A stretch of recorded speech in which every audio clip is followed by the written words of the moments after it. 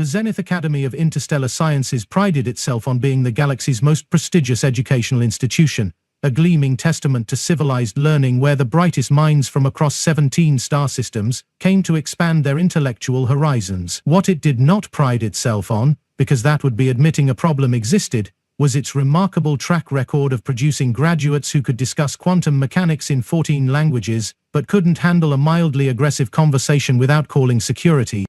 The Academy's pristine corridors hummed with the gentle vibration of artificial gravity generators, a technology so advanced that most species had forgotten what it felt like to have their feet naturally anchored to a surface. Students glided past in their species-appropriate mobility devices, their conversations a symphony of clicks, whistles, and harmonic resonances that the universal translators dutifully converted into comprehensible academic discourse. The Keltharian delegation favored philosophical debates about the nature of existence, while the crystalline Zephyrites preferred mathematical proofs that could reduce lesser minds to gibbering. The insectoid Vractai, with their hive mind efficiency, had already completed next semester's coursework and were now working on theoretical frameworks for problems that wouldn't be discovered for another century. It was, in short, exactly the kind of place where everyone was very smart, very civilized, and very, very soft. Professor Quindar Valsethis, a distinguished Altarian with skin like polished mercury and eyes that held the wisdom of 12 doctorates, surveyed his advanced xenobiology classroom with the satisfaction of someone who had never encountered a genuinely dangerous situation in his 4 centuries of existence. His students were arranged in perfect ergonomic harmony, each workstation calibrated to their species' optimal learning parameters. The Keltharians sat in elevated pods that accommodated their serpentine lower bodies, while the Zephyrites had specially designed crystalline resonance chambers that amplified their natural computational abilities. And then there was Vexthul Morinkar, heir to the Keltharian noble house of Morinkar, whose family had spent the last 6 generations perfecting the art of being insufferable while maintaining plausible deniability. Vexthul possessed the unique combination of impressive academic credentials and the social awareness of a neutron star. His scaled features held the kind of aristocratic arrogance that came from never having been told no by anyone who couldn't be bought, threatened, or made to disappear.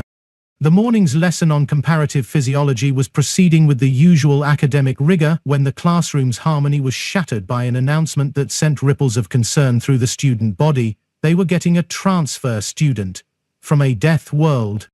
The faculty had spent 3 weeks in emergency sessions preparing for this moment. Safety protocols had been reviewed, emergency procedures had been rehearsed, and the medical bay had been stocked with enough trauma supplies to handle what one administrator nervously referred to as the inevitable carnage. The fact that the transfer student was a human, a species that had gained galactic attention precisely because they came from a planet that actively tried to kill everything on it, had prompted the Academy to take out additional insurance policies. Zara Blackwood entered the classroom like a small brunette apocalypse wrapped in a standard-issue Academy uniform. At first glance she appeared utterly unremarkable, average height for a human, dark hair pulled back in a practical ponytail, and the kind of quietly alert expression that suggested she was taking in every detail of her surroundings. What the other students couldn't see, because they'd never needed to develop such instincts, was the way her eyes catalogued exit routes, potential weapons, and threat assessments with the casual efficiency of someone who had spent her formative years on a world where the flowers could explode and the rain was occasionally acidic. Earth, or Terra 3 as it was officially designated in galactic records, held the dubious distinction of being classified as a Class 10 Axis class Deathworld. This meant that everything on it was either poisonous, carnivorous, or had evolved some particularly creative way of ending life. Humans had not only survived this environment, they had thrived in it, developing reflexes, resilience, and a survival instinct that made other species deeply uncomfortable. Professor Valsethis made the introductions with the kind of nervous energy typically reserved for handling unstable explosives. Class, please welcome Zara Blackwood, our new transfer student from Terra 3. I'm sure you'll all make her feel safe here. The other students regarded Zara with a mixture of fascination and barely concealed terror. The Vractai immediately began updating their threat assessment protocols, while the Zephyrites started running probability calculations on their chances of surviving the semester. Only Vexthul seemed unimpressed, his aristocratic features arranged in an expression of smug superiority that suggested he viewed the human as nothing more than an amusing curiosity. Zara, for her part, was trying very hard to be normal, She had read the Academy's integration materials, studied the behavioral expectations, and practiced what she hoped were appropriately non-threatening facial expressions. What she hadn't anticipated was how unnaturally quiet everything was, how the other students moved with the deliberate care of beings who had never needed to dodge a predator, and how the very air seemed to hum with the kind of artificial safety that made her survival instincts itch. The first few weeks passed with the kind of careful politeness that characterized first contact scenarios. Zara excelled in her studies, her grades consistently placing her in the top percentile of her classes. This was partly due to her natural intelligence, but mostly because humans had evolved the ability to rapidly process and adapt to new information, a skill that proved remarkably useful when studying 17 different alien physiognomies simultaneously. Her academic success, however, did not win her friends. The other students maintained a respectful distance, treating her with the kind of cautious deference typically reserved for unstable quantum devices. Conversations would stop when she entered a room, and study groups would mysteriously dissolve whenever she approached. It was, she reflected with wry humor, remarkably similar to high school except with more tentacles and fewer hormones. Vextool, meanwhile, was finding Zara's presence increasingly irritating. It wasn't just that she was outperforming him academically, though that certainly stung his aristocratic pride, it was the way she did it. She approached complex problems with a directness that bypassed the elaborate theoretical frameworks he had spent years mastering. Where he would construct elegant philosophical arguments, she would simply cut to the practical solution. It was efficient, effective, and absolutely infuriating. The breaking point came during a particularly challenging lesson on predator-prey relationships in various ecosystems. Professor Valsethis presented a theoretical scenario involving a hypothetical predator with specific hunting behaviors, asking the class to predict the optimal survival strategies for potential prey species. The other students launched into elaborate analyses, constructing mathematical models and referencing obscure biological theories. Zara, however, simply raised her hand and said, "You'd want to vary your movement patterns, avoid predictable routines, and always maintain awareness of your surroundings. Also, know how to fight back if cornered." The classroom fell silent. It was such a simple answer, so practical and direct, that it seemed almost primitive compared to the sophisticated theoretical frameworks the others were constructing, and yet, it was completely correct. Bechthel's scaled features flushed with indignation. "That's hardly a scientific approach," he said, his voice carrying the kind of condescension that could crystallize oxygen. "We're discussing theoretical frameworks, not barbaric survival tactics." Zara turned to look at him, her expression remaining perfectly neutral. "Sometimes the most elegant solution is the simplest one." "Simplicity is the refuge of the intellectually limited," Vextool replied, his aristocratic training allowing him to deliver the insult with a smile. "Perhaps Deathworld inhabitants simply lack the cognitive capacity for true academic rigor." The other students shifted uncomfortably. Even by Academy standards, the comment was needlessly cruel. Professor Valsethis cleared his throat nervously, clearly wanting to intervene but uncertain how to do so without potentially triggering an interspecies incident. Zara, however, simply nodded thoughtfully. "You might be right," she said mildly. "We tend to focus on what works rather than what sounds impressive."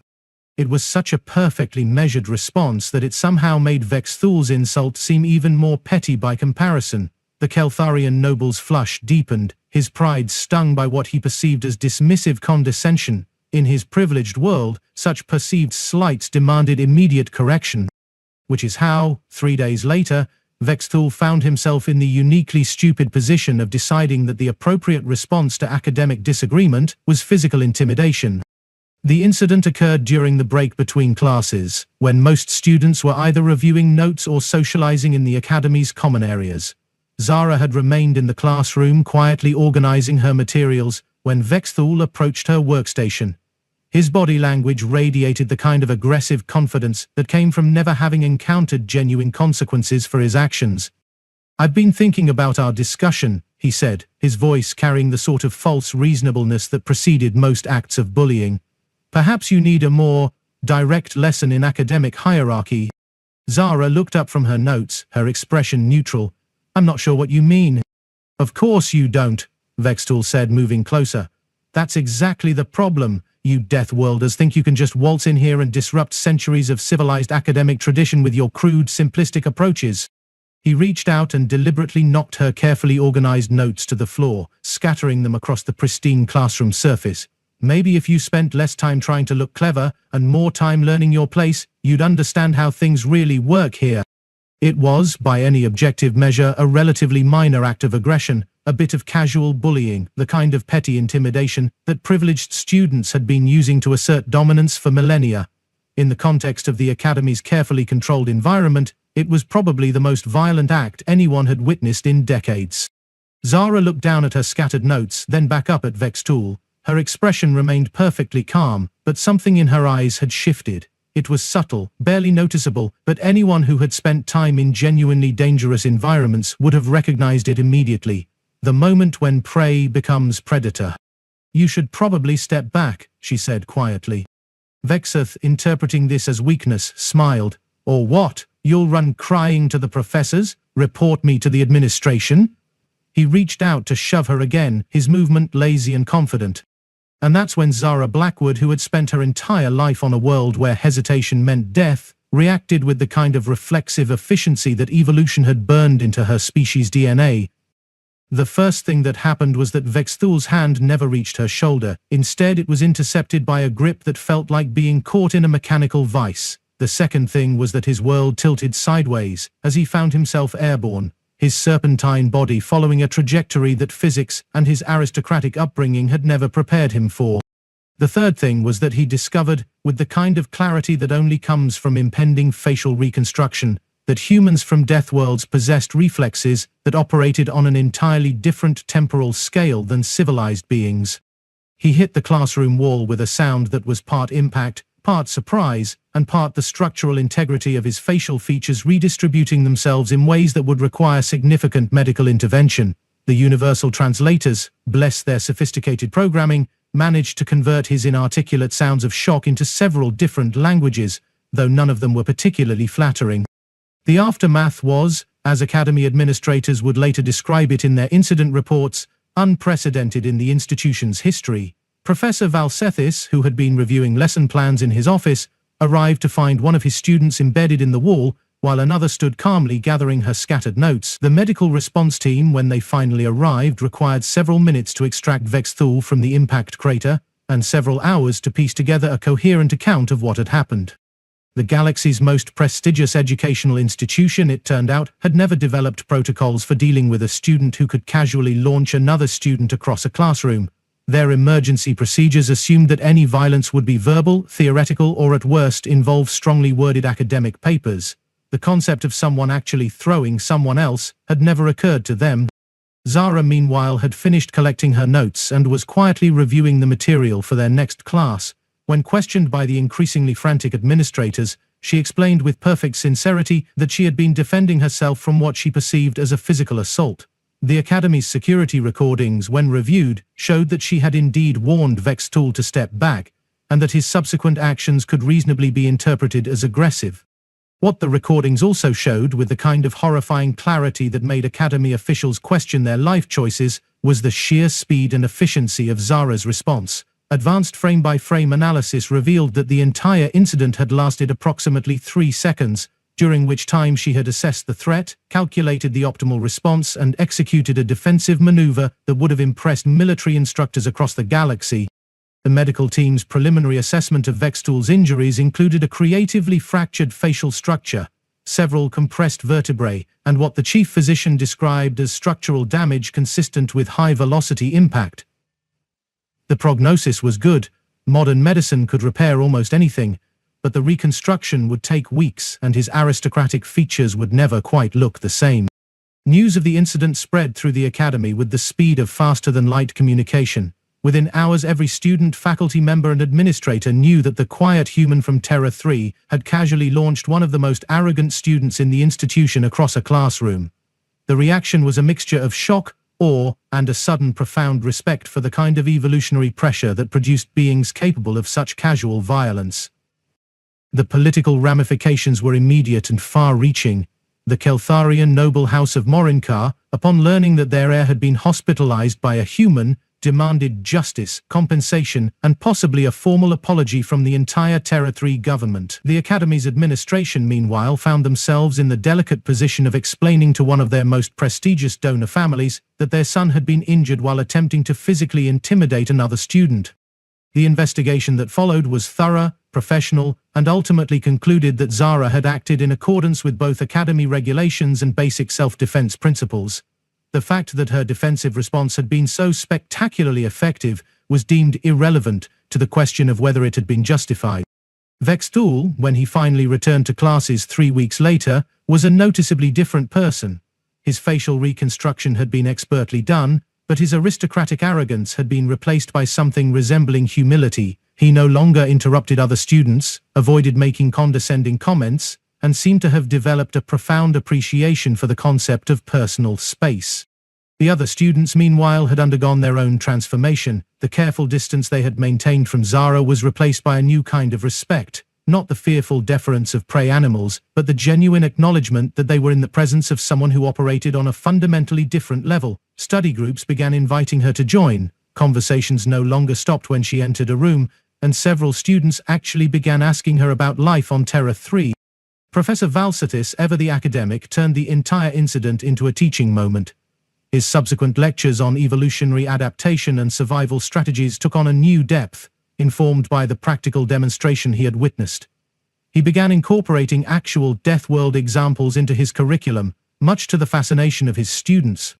The Academy's administration, once they had recovered from the initial shock, quietly began reviewing their admission policies. If one human transfer student could so dramatically alter the social dynamics of their institution, what did that say about their understanding of the galaxy's emerging species?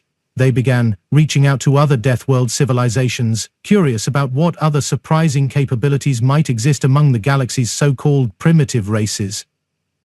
Zara, for her part, settled into her new life at the Academy with the same quiet competence she had always displayed. Her academic performance remained exceptional, her social interactions improved dramatically, and she developed a reputation as someone who was both brilliant and remarkably practical.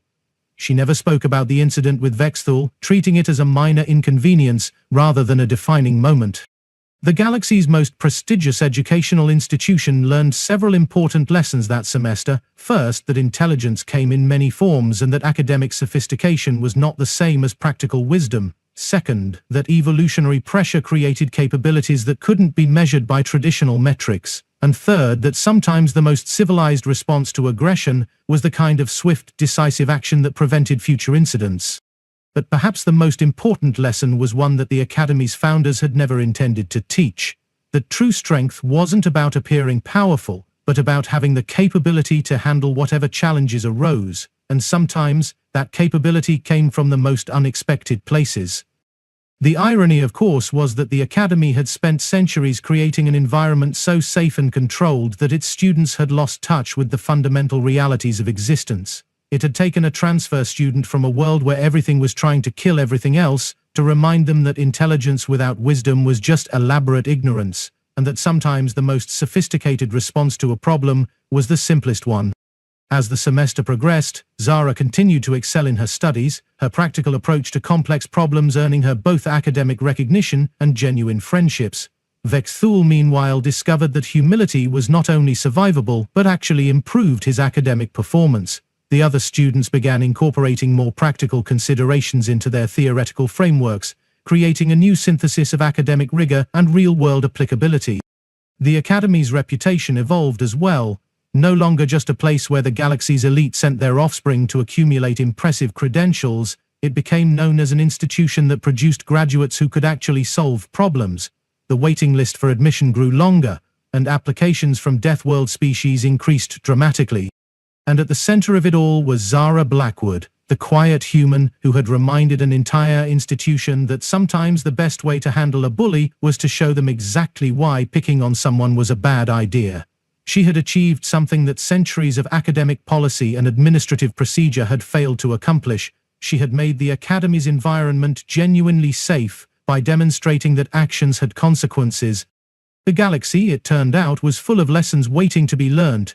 Some of them came from textbooks and lectures, others from careful observation and theoretical analysis.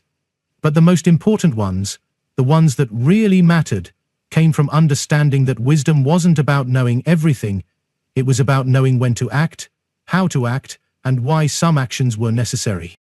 And sometimes, just sometimes, that wisdom came from a Deathworld girl who had spent 3 seconds teaching a very important lesson about the difference between being civilized and being soft.